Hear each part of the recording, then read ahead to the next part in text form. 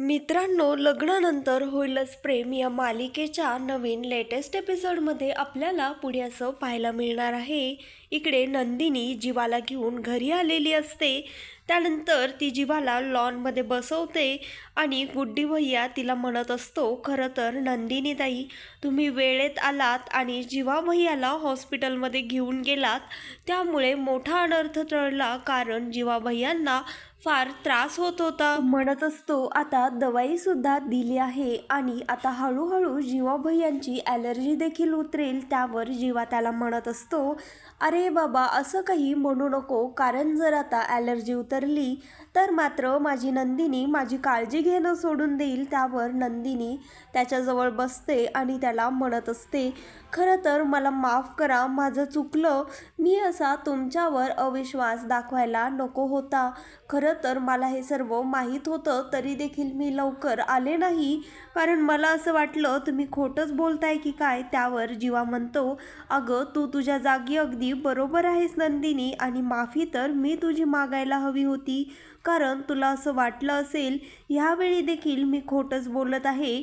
मागच्या वेळेस जसं मी चिठ्ठी लिहित होतो तसं, पण खरं तर तुला मी खरं सांगत आहे, माझ्या बोलण्यावर विश्वास ठेव. मी ती चिठ्ठी लिहित होतो, पण मागच्या सर्व चिठ्ठी आणि बुके हे सर्व मी पाठवलेले नव्हते, ते सर्व काही माझ्या फॅनकडनंच येत होतं. खरं तर त्या दिवशी ती चिठ्ठी पाण्यामध्ये पडली, त्यामुळे मी लिहित होतो आणि तेवढ्यातच तू आलीस. त्यावर नंदिनी त्याला म्हणत असते, अहो जर असं होतं तर मग पटकन तुम्ही त्या दिवशीच का नाही सांगितलं. खरं तर तुम्ही जर त्या दिवशी सांगितलं असतं तर एवढं मोठं पुढं हे प्रकरण वाढलंच नसतं आणि गैरसमज देखील झाला नसता, असं नंदिनी त्या जीवाला म्हणत असते. तो म्हणत असतो, खरं तर नंदिनी, आपण घर सोडून आल्यानंतर असं शांतपणे निवांत बसून बोललोच नाही आहोत, पण प्लीज माझं तुझ्यावरचं प्रेम मात्र खोटं नाही आहे, ते खरं आहे, प्लीज माझ्यावर विश्वास ठेव, असं जीवा नंदिनीला म्हणत असतो. त्यावर नंदिनी त्याला म्हणत असते, बास जीवा, आता एकही शब्द बोलायचं नाही, मी तुमचं खूप ऐकून घेतलं, आता तुम्ही माझं ऐकून घ्या, चला आत, तुम्हाला भूक लागली असेल ना. त्यावर ते दोघे जण आतमध्ये जातात. नंदिनी त्याला आतमध्ये घेऊन जाते आणि इकडे रम्या मात्र त्या मानिनी काकूला म्हणत असते, खरं तर मामी, तू माझा आणि पार्थचा एक वेळेस विचार तरी करून बघ, कारण मी पार्थवर खूप प्रेम करते, माझं प्रेम खोटं नाहीये. आत्तापर्यंत पार्थची फार मनापासनं वाट पाहिली आहे आणि मी त्याच्यासाठी अगदी आयुष्यभर देखील वाट पाहीन, कारण माझं त्याच्यावर खरं प्रेम आहे. मी कधीही कोणतीही गोष्ट त्याच्यापासनं लपवणार नाही. प्लीज तू माझा एकदा सून म्हणून विचार तरी करून बघ. आणि मी तेवढंच काय, तर मी कधीही त्याने माझ्यासोबत लग्न केल्यानंतर त्याला रिग्रेट होणार नाही, कधीही त्याला मी हे गिल्ट येऊ देणार नाही, असं ती सांगत असते. आणि ज्या वेळेस रम्या हे सगळं सांगत असते त्यावेळेस मात्र पार्थला जुन्या गोष्टी, ज्या गोष्टी काव्याने त्याच्यापासनं लपवून ठेवलेल्या असतात, ह्या सर्व त्याला आठवत असतात. म्हणत असते, मामी, मी माझा लाईफ पार्टनर म्हणून दुसऱ्या कोणत्याही व्यक्तीचा विचार केला नाही आणि कधी करूही शकणार नाही, कारण माझं सुख फक्त एकाच गोष्टीत आहे आणि ती गोष्ट म्हणजे फक्त पार्थ आहे. खरं तर मी नकळतपणे चुकीचं वागली आहे, पण तू माझा एकदा सून म्हणून विचार तरी करून बघ, मी नंतर कधीही चुकीचं वागणार नाही, मी फक्त चांगलंच वागेल, माझा शब्द आहे. पार्थची मी खूप काळजी घेईल, त्याला त्रास होईल असं कधीही वागणार नाही, त्याच्यावर कधीच आवाज देखील चढवणार नाही, असं ती म्हणत असते. त्यानंतर ती काव्याजवळ जाते आणि काव्याला देखील हात जोडून म्हणत असते, प्लीज तू माझं प्रेम मला परत दे, कारण माझं पार्थवर फार मनापासनं प्रेम आहे. काव्याला म्हणत असते, काव्या प्लीज, माझं नशीब मला पार्थ माझा होण्यासाठी पुन्हा एकदा संधी देत आहे, ही संधी मात्र तू माझ्यापासनं पुन्हा हिरावून घेऊ नकोस, हवं तर मी तुझ्या पाया पडते, असं ती काव्याला देखील म्हणत असते. आणि ती विक्रम मामाला देखील म्हणत असते, मामा प्लीज, तू तर माझं प्रेम अगदी लहानपणापासून पाहत आलेलं आहेस आणि असंही आता ह्या दोघांचा डिवोर्स होणारच आहे. आणि कसलं हे लग्न ज्या लग्नामध्ये पार्थला एक दिवससुद्धा सुख मिळालं नाही. तो फक्त पार्थ आहे म्हणून सगळं काही निमूटपणे सहन करत राहिला. पण तूच विचार कर, ह्या लग्नापासनं त्याला काहीतरी एक दिवस जरी सुख मिळालं आहे का? मला माहीत आहे तू माझ्याकडे कधीही सून म्हणून पाहिलं नाहीयेस, पण जर पार्थने मला ॲक्सेप्ट केलं तर मात्र तू मला सून म्हणून ॲक्सेप्ट करशील का? असं काव्या त्यांच्यासमोर हात जोडून त्यांना विनंती करत असते.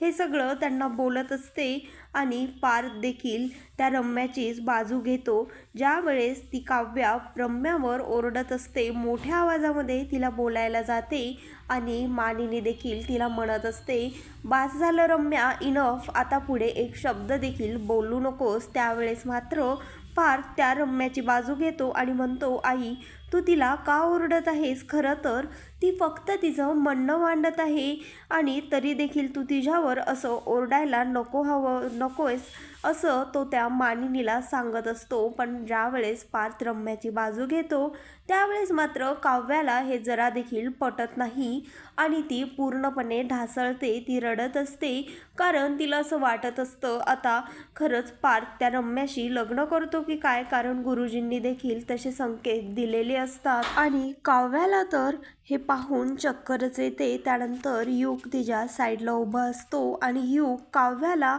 खाली जमिनीवर पडण्यापासनं तिला पकडतो. त्यानंतर तो काव्याला पाणी देखील आणून देतो आणि सर्वजण त्या काव्याजवळ जातात.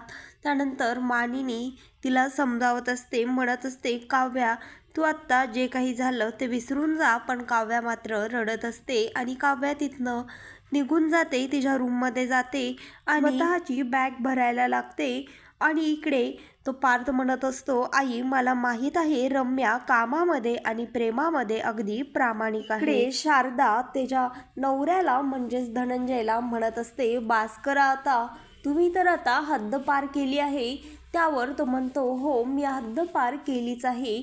मी थोडंसं टोकाचं वागलो, तुला रूममध्ये बंद देखील करून ठेवलं आणि त्या जीवाला तिकडे लॉनमध्ये तडफडू दिलं, कारण त्याची जखमा एक वेळेस बऱ्या होतील देखील, पण माझ्या तिच्या मनावर त्याने ज्या जखमा दिल्या आहेत त्या मात्र आयुष्यभर देखील बऱ्या होणार नाहीयेत असं तो धनंजय म्हणत असतो. आणि तो म्हणत असतो, ज्या वेळेस नंदिनीला देखील हे कळेल त्यावेळेस ती देखील म्हणेल, बाबा तुम्ही अगदी बरोबर केलं. आणि तेवढ्यातच त्यांच्या घरामध्ये नंदिनी आणि जीवा येत असतात. ती नंदिनी जीवाला घेऊन येते आणि त्याला सोफ्यावर बसवते. त्यानंतर ती म्हणत असते, बाबा खरंच तुम्ही आज जे काही वागला आहात मला तुमच्याकडनं ही अपेक्षा नव्हती, बास करा आता. खरं तर तुम्ही हे सगळं करून काय मिळवलं? त्यावर तो म्हणतो, ह्या ज्या मरण यातना माझ्या मुलीला ह्याने दिल्या आहेत त्याला देखील त्या मरण यातना तडफडत करताना पाहून मला समाधान मिळालं असं तो नंदिनीला म्हणत असतो. वर ती म्हणते, बाबा काय म्हणालात तुम्ही? ह्या माणसाने मला मरण यातना दिल्या. खरं तर ह्या माणसामुळेच मी इथे तुमच्यासमोर जिवंतपणे उभी आहे, नाही तर त्या गावामध्ये खरं तर सेकंड हँड म्हणून तुमच्या समाजाने माझी काय अवस्था करून ठेवली असती देव जाणे. तर ह्या माणसाने माझ्या डोक्यावर हात ठेवला म्हणूनच तर आज मी तुमच्यासमोर जिवंत उभी आहे आणि तुम्ही त्यालाच असं म्हणताय. त्यावर तो म्हणतो, नंदिनी तू हे बोलत आहेस, मला तुझ्याकडनं ही अपेक्षा नव्हती. त्यावर तो म्हणतो, अगं खरं तर ह्याच्या चांगुलपणा हे 2 दिवस नीट वागत आहे, तर तू ह्याने तुझ्यासोबत काय केलं आहे हे विसरलीस की काय? ह्याने तुझ्या डोक्यावर हात ठेवला आणि त्यानंतर काय केलं हे जरा नीट आठव. तुझ्या पायाखालची जमीनच ह्याने काढून घेतली. ह्या गोष्टीचा तुला विसर पडला आहे की काय असं तिचे बाबा तिला म्हणत असतात. त्यावर ती म्हणते, खरं तर बाबा तुम्ही 2 गोष्टी एकत्र करत आहेत, माणुसकी आणि माणसाकडनं झालेली चूक. ह्या दोन्ही गोष्टी वेगळ्या आहेत बाबा. त्यानंतर तिचे बाबा तिथनं तिच्यावर चिडून निघून जातात आणि ती नंदिनी जीवाला म्हणत असते, जीवा तुम्ही बसा इथे, मी तुमच्यासाठी काहीतरी खायला घेऊन येते असं म्हणून ती जाते आणि जाता जाता आईला सांगत असते, आई तू त्यांच्याजवळ बस, त्यांची काळजी घे. त्यानंतर तिची आई त्या जीवाजवळ बसते आणि त्याच्या डोक्यावरनं हात फिरवते आणि इकडे ती काव्या रूममध्ये आलेली असते आणि तिची बॅग भरत असते. मानिनी देखील तिच्या मागे मागे येते आणि तिची बॅग भरण्यामध्ये तिची मदत करत असते आणि तिला म्हणत असते, खरं तर मीच तुला तुझ्या घरी सोडवून येते आणि तुझी बॅग देखील मी भरून देते. खरंच तू इथनं निघूनच जा, कारण रम्याला तर तेच हवं आहे आणि काय आहे फार फार तर पार्थ रम्याचा होईल आणि तू आयुष्यभर कुडत राहतील. ह्याच्या पलीकडे काय होणार आहे असं ती त्या काव्याला आडवं बोलत असते आणि तिच्या तोंडातनं हे वाक्य ऐकल्यानंतर काव्या मात्र खाली बसते आणि रडायला लागते. त्यानंतर ती मानिनी त्या काव्याला जवळ घेते, तिला हक करते आणि तिला म्हणत असते, खरं तर एरवी कोणाचाही एकही शब्द न ऐकून घेणारी माझी हे निर्धास्त लेक आज अशी रडून कशी चालेल. खरं तर रम्याला हेच हवं आहे. ती पार्थचा पूर्णपणे मन वळवण्याचा देखील प्रयत्न करत आहे आणि तू अशी ह्यावेळी निघून जाऊ नकोस. तू सतत त्याच्या आजूबाजूला असल्याने कदाचित तो सर्व काही विसरून पुन्हा एकदा नव्याने सुरुवात करेल. त्यावर ती म्हणते, आई खरं तर मी आयुष्यभर त्यांची वाट बघायला तयार आहे.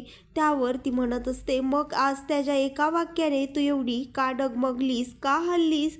तुझा स्वतःवर विश्वास नाहीये का काव्या, असं मानिनी काव्याला म्हणत असते. त्यावर काव्या मानिनीला विचारत असते, आई खरं तर मला पार्थ माफ करतील ना? त्यावर ती म्हणत असते, नक्कीच माफ करेल तो. खरं तर तू नाही का तुझं जुना भूतकाळ विसरून पुन्हा त्याच्या प्रेमात पडलीस आणि नव्याने सुरुवात करत होतीस. मग तो देखील झालं गेलं सर्व काही विसरून पुन्हा एकदा नव्याने नक्कीच सुरुवात करेल.